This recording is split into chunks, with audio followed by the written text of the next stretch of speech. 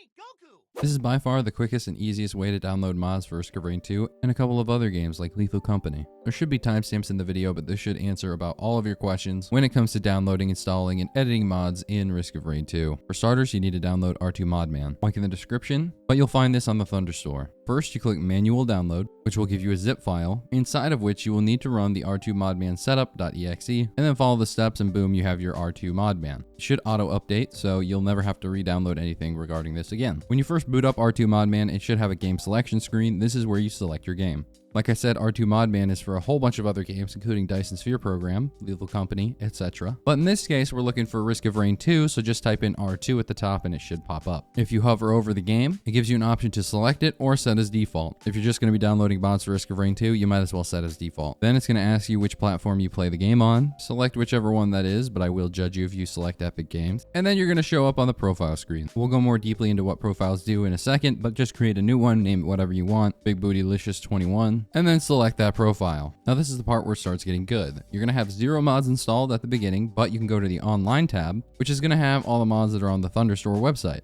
Now you can search through all the different mods that you want to play, simply click on them, click the download button, and boom, it's going to be ready to play. R2 Modman automatically downloads any dependencies, so you don't even need to worry about that. At the top, you can also sort by download count and add different filters to whatever you want to search for. Allow nsfw, I know you're going to want that, freak. But that's all there really is to know about downloading mods. At the top of the R2 Modman, you will notice there is a Start Modded and Start Vanilla. To play with these mods, you're going to want to click the Start Modded button. Going through Steam does not allow you to just play with all the mods. You have to go through the R2 Modman and click the Start Modded button. Also, if you ever want any more information on the mods themselves, you can click the website button, which will take you to the Thunderstore page, which typically has lots more information for that mod, including a bunch of different instructions or helpful tips. If any of these mods are ever out of date, there should be a little notification at the top of R2 Modman, allowing you to update all of them. However, sometimes in the cases of a large update, there's going to be a lot of mods that just won't work for a while. Typically, these will automatically be filtered as deprecated in R2 Modman, and sometimes even turned off. However, if you ever want to enable/disable a specific mod, you can click the little blue bar right here, the little blue toggle, and bloop, it's off. Also, several of these mods come with config files where you can change a lot of the settings that come with the mods. To do so, you just go to the config editor and find the mod you want to play around with the settings with. For example, Looking Glass, the mod that I usually have on the right side of my screen that shows all of my stats, you can turn off that window and just keep the item descriptions, or remove the item sorting that it does, or even change the font size of some of the text. Lots of mods come with these configs, so it's nice to play around with them and see what you want.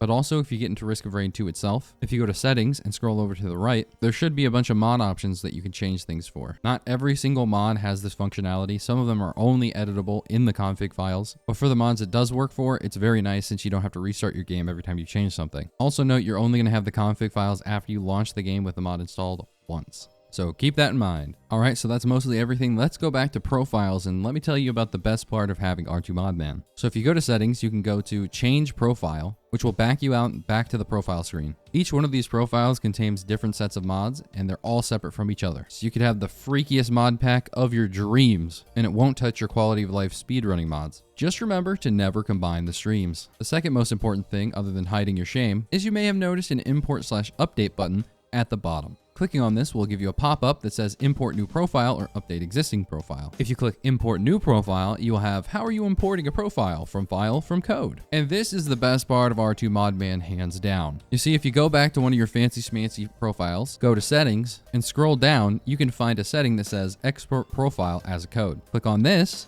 and you're going to generate a code. This code can be used to create a new R2 Modman profile with your exact mods installed. I believe it even copies the config files, but I'm not 100% certain on that. So be careful if you have any weird mod that has sensitive details required, as you might accidentally be sharing an OAuth code or something. The cool thing about this is that you don't have to have your friends do any of the things that you just did. Just tell them to download R2 Modman, send them the profile code, and they can be set up instantly, ready to go. Just make sure you send them the right profile code and not the other profile you have.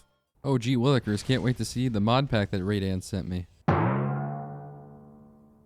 Why do the turrets actually look good though? Speaking of which, I'll add my R2 Modman code in the bottom. People ask for it all the time. It's going to be a little wacky right now because we downloaded a whole bunch of mods, but everything should be working. Sometimes your game will freeze at a certain percent. Usually that means that you've downloaded mods that just don't work with each other, or there's a deprecated mod in your stack. Or sometimes the game's just loading a little slow. Give it some time. If you have any questions, you could go search through the Risk of Rain 2 modding Discord. Your question's probably already been answered there, so just look through. But people are typically always happy to help. And that's about it. I don't think there's anything left to really cover. Good luck on your modding adventure, and go look around our channel for any Risk of Rain 2 modding ideas here. We're currently playing Starstorm 2, which is a heavily recommended mod, so go watch those. And if this video helped you, like and subscribe, and send me money and your mother's number. SwagMoney69 signing out. Bye.